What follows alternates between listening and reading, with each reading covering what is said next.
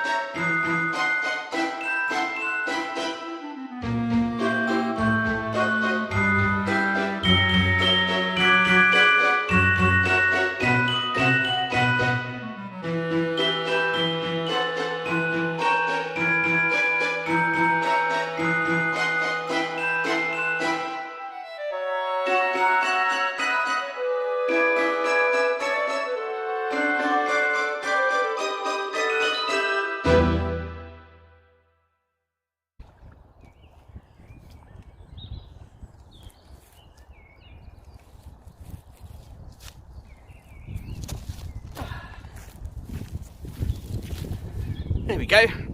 Not so great with the sun in the background, is it? But I got him. Let's put myself right in the way of bad sun. No, let's not. Let's move it there so there's no sun at all. Sorry about that, guys.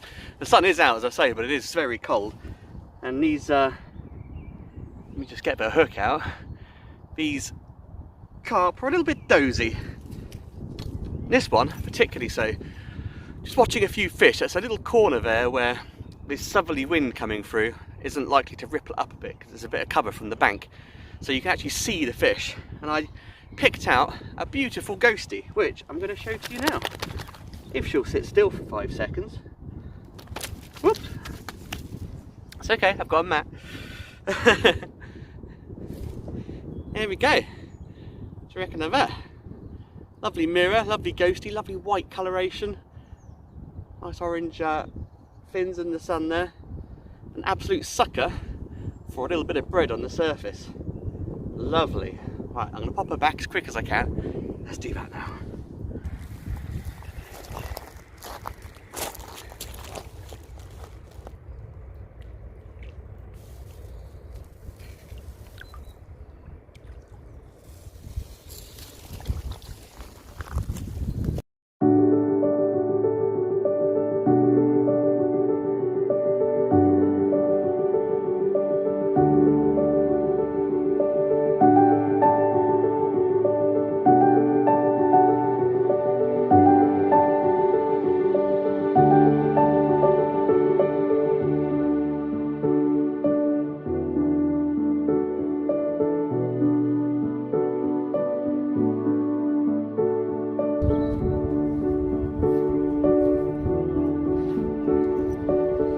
There's not very many big fish in this swim I'm feeding here on Lake 2.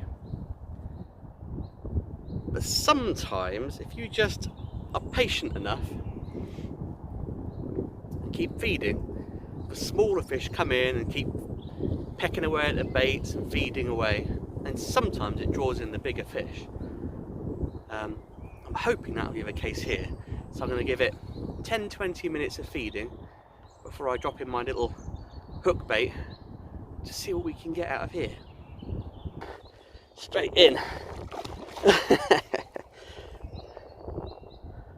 Lovely job.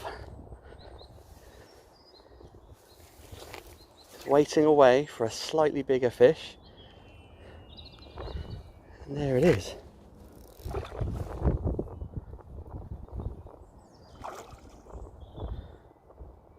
£6 line, plenty big enough to better tame this beast. A nice bit of bread just on the surface. It's cold, it is spring, and the fish are just starting to get on the feed. There she comes, or he, I'm not entirely sure. Oh, got my net caught in some brambles. Get her right to it, eh?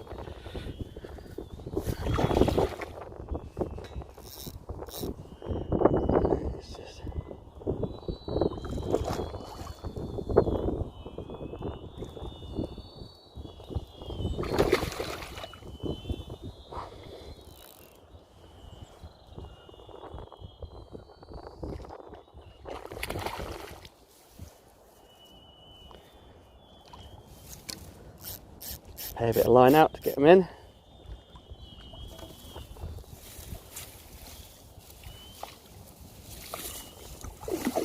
Oh. Ooh, ooh, ooh.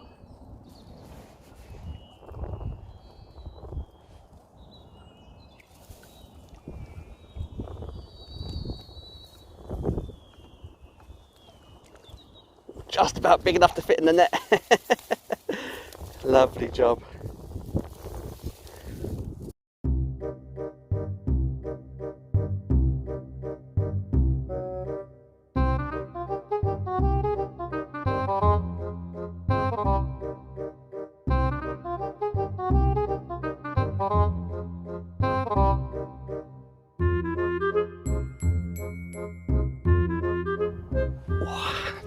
I say patience is a virtue, and that was certainly the case with that swim.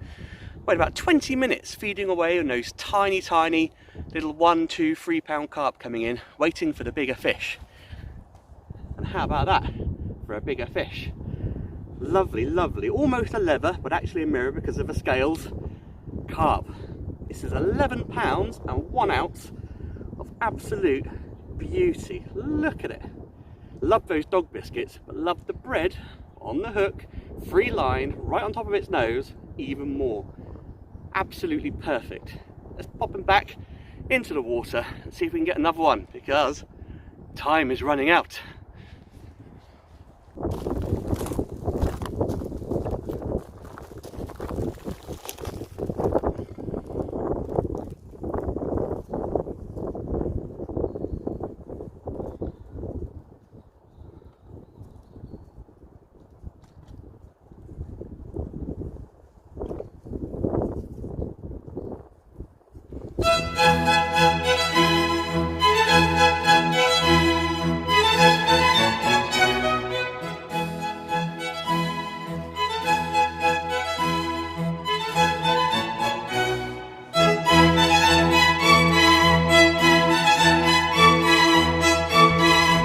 There's lots of different surface baits you can use to catch carp.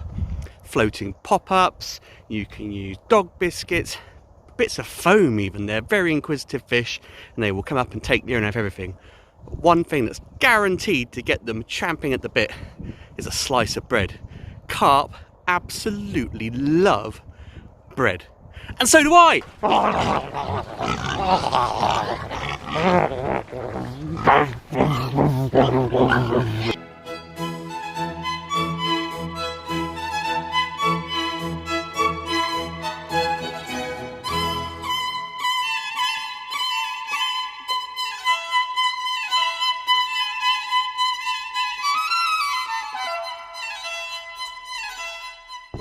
First hour down, one more to go before the old current bun disappears behind the railway behind me. I'm going to try and get a common carp next. I've got a ghosty and I've got a mirror, so let's try and get a common. I've got a few fish feeding in front of me. I've stood right the way back and I've been feeding in dog biscuits and bits of bread. There's a few moving around, not very big, but I'm going to try and get a common no matter what the size, to try and make the trifecta, is that the word? I was going to say brace, but that's two. Trace? Brace and trace. I'm going to say trace. I know it's wrong, but I'm calling them a trace of fish from here on in. I'm going to try and get the holy trace of carp and get a common. So, wish me luck. Got my slice of bread up my ready. Try and sneak in and poach out a common carp.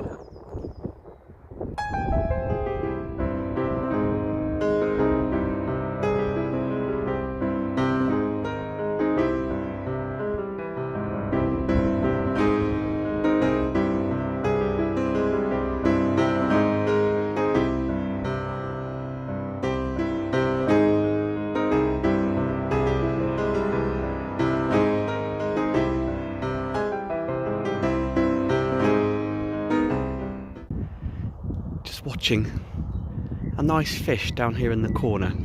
It's a mirror carp, but at last swim no fish were coming up at all. The wind round by Lake 1 over there is just so strong that the fish are just staying well away from it. So I found another little bay, a little corner where it's a little bit less blowy. So I am absolutely love fishing at Ashmoor Lakes. I've fished here all my life because they were dug for me originally. We had trout and a few rudd and roach and a couple of carp in here just for me to play around on many years ago. When we opened them up to the public a little bit later on, I stocked loads and loads of fish in here. There's so many fish in here that you literally can't miss, even on a day like today, and even when I've only got a few hours. And I'm not going for any old fish. I am trying to pick out some of the fish I actually want, rather than going for quantity. I am attempting quality. But I just love this place. It's like a second home. It really is. In fact, I even get to know some of these fish where I've caught them so often. But they're absolutely lovely things to catch. I'm just watching. There are a few carp in this corner milling around. I haven't actually put any dog biscuits in, so let me just move my camera around a little bit, try and block out the sun. The sun, it is nice and sunny, but it is rather chilly, so I'm just going to chuck a few dog biscuits. Just need to change my right hand. My left hand is practically useless. It may as well be cut off for what use it is when it comes to throwing bait into a lake. But it's just the sun's dipping. It is getting a bit colder. I can feel it getting colder, and the fish are just going off. I think I may have just come down a little bit too late, but if I could winkle out maybe one more carp, I'll be very happy indeed. I think what I'm going to do is just leave this swim with those dog biscuits in and have a little wander around and see if I can just spot the odd fish coming up, just to put a little bit of bait in front of. Yeah, and plus it's lovely just to have a look around and see what's growing. You've got lots of primroses out at this time of year, so I'm going to have a look at some of them as well. Yeah, I think I'll leave this swim a little bit. I'll sneak around to another little spot I was looking at and see if there's a few fish moving there.